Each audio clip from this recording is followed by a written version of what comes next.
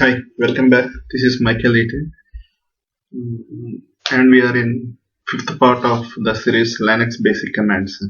Let's see what are the commands which we are going to look in this session. First thing is let's see the commands related to administration part. To know that, let's see what is the difference between foreground and background process. Second one is PS command. Third one is top command.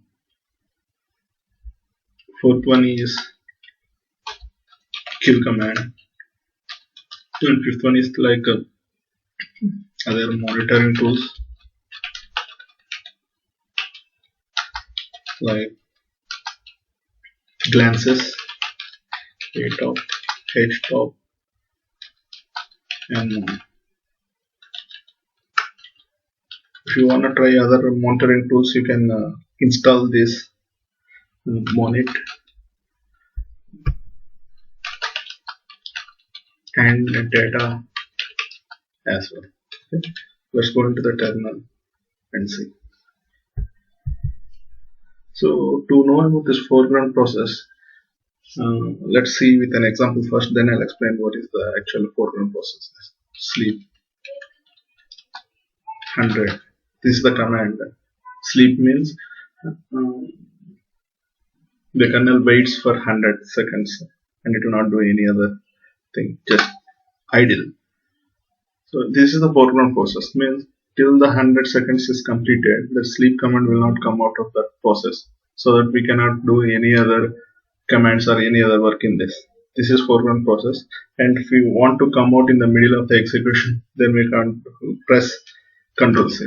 Then could not able to see any jobs running. Let's see if at all if there are any background process running, then how to see this background process. For that we have to give the command ubs jobs. So as of now there are no background process running. Now let's run the same command sleep 100 seconds and in the background process. So the process is already started and it's being executed in the background, and now the control has given back to us so that we can execute other commands or do whatever the work we have to do. Okay, so now let's press jobs. So it's already running right in the background. If you want to pull this into front ground, means then if you foreground, you have to say FG. So it's going to run in the foreground. If you want to take this to background again, then you have to say Ctrl Z and PG. Now let's see whether it still is running or not. Yeah, it's still running. If you want to press Ctrl C also, nothing is going to come in. Still is going to run. And let's say if you want to kill the background process, background jobs, you have to give kill %1. Here 1 is not the process ID, it is job number. Jobs. So we can see it's terminated. So because we have killed that particular job, right? So now you understand what is foreground process and background process. What is the importance of background process?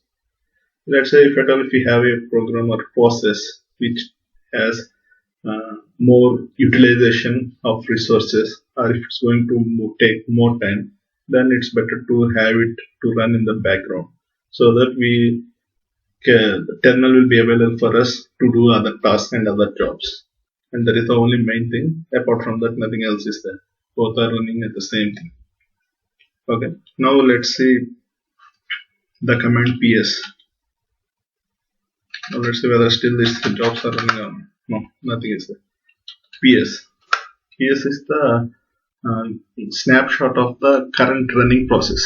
It's a non-interactive mode, and we cannot able to do anything else with this. It's just a snapshot of the current running process in the system. There is other options like PS -EF to show all the process running in the system. These are all processes running in the system. The command ps hyphen minus -er. Let's take this Jenkins 1538. Here, if you see, Jenkins 1538 is the PID, that means the process ID. Let's see ps hyphen p process. What is the process ID we have? We have 1538. So we'll get the details of the particular process ID.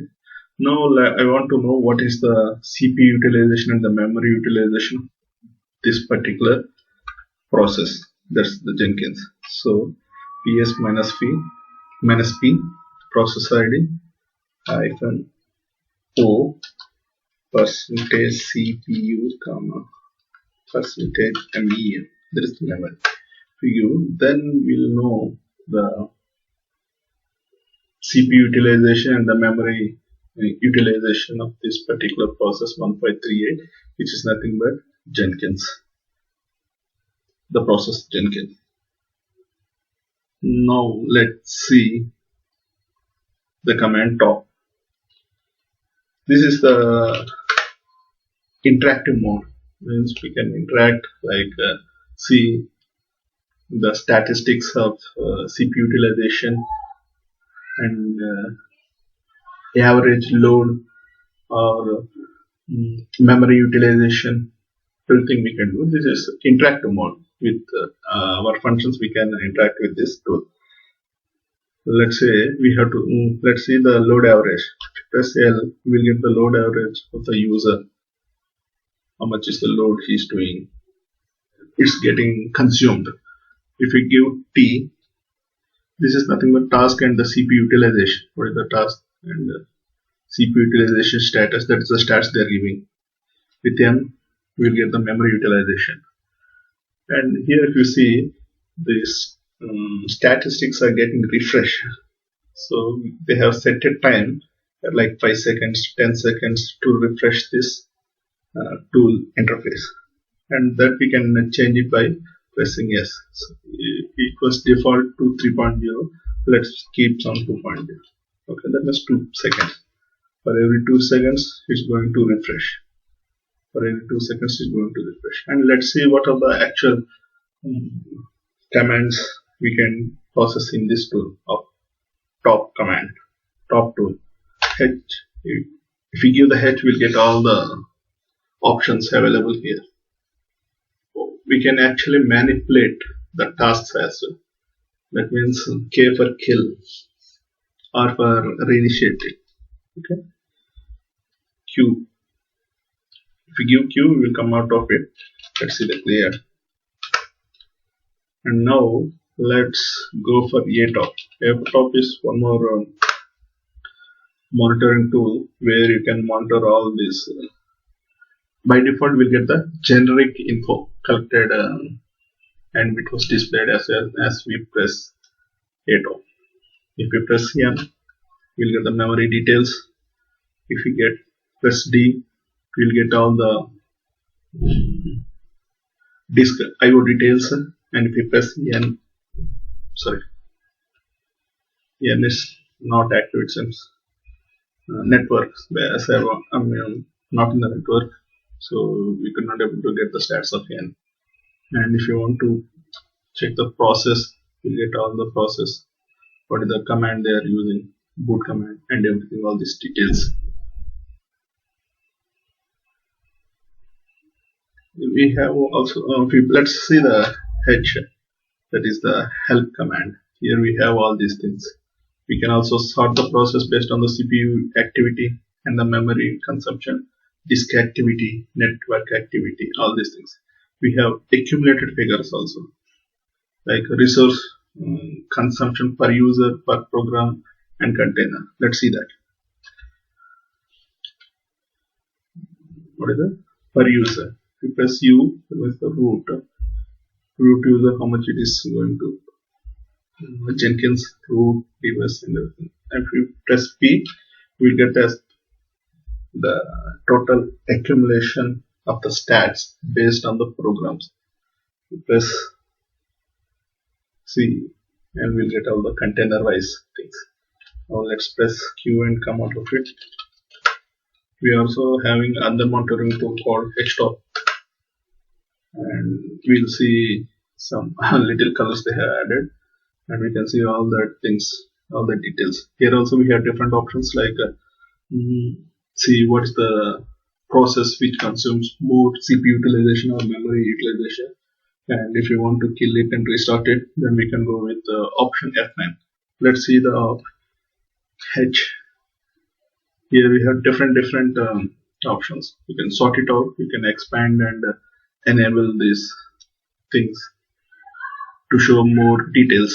Okay, you can do your homework on this. Now let's see the other tool glances. These are all the tools like atop, htop, glances, nmon, monit, netdata. These are all the tools which are not available in the minimal installations. You have to install the command yum install atop -y or something. If at all if it is not there in your repository, then you have to download this epel install epl repository, something like this. Yum install nmon and -y. I already said that if nmon is download all the files, and it will ask whether to install or not. So we have to give the y during all the execution of that. Instead of that, in the forefront only we will be saying yes, download the files and install it as well. Let's say this nmon is not available in the base repositories, then it's better to install epel-repository.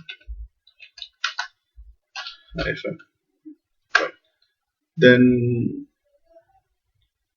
all these commands, then try to install this yum install, and definitely you are going to install all this. Okay, so let's see what are the commands here.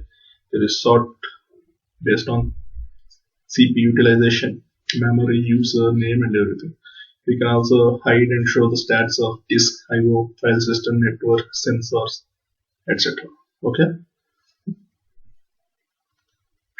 You can also create some alerts and delete the warning alerts, everything.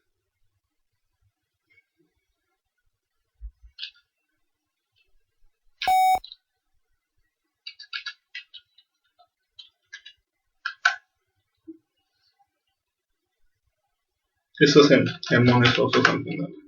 Here nmon is this. Let's see CPU utilization.